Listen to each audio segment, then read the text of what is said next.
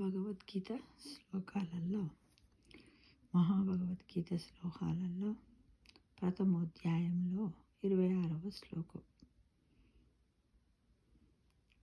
తత్రా పశ్యంతి స్థితాన్ పార్థః పితృనాథః పితామహాన్ ఆచార్యాన్ ఆత్మాతులాన్ భ్రాతॄన్ పుత్రాన్ పౌత్రాన్ సఖింస్తథా శ్వశురాన్ సుహృదైశ్చ సేనయోభయోరపి. తత్ర అపశ్యంత్ స్థితాన్ పార్థః పితॄన్ హత పితామహన్ ఆచార్యాన్ మాతులాన్ భ్రాతॄన్ పుత్రూన్ పౌత్రూన్ సఖిన్ తథా శ్వశురాన్ సహృదయః ఛాయేవ సేనయోః ఉభయోః అపి.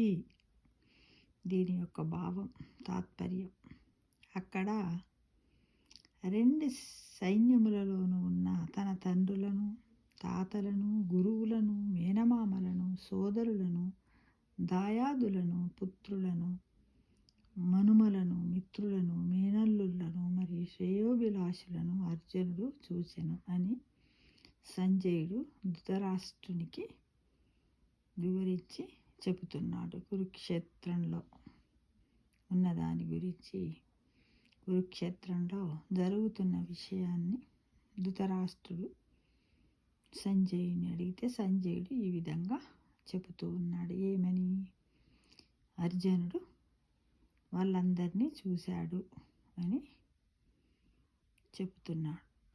ఇది భగవద్గీతలో 26వ శ్లోకం యొక్క తాత్పర్యం. మిత్రమా, రోజొక శ్లోకం చొప్పున మనం నేర్చుకుందాం.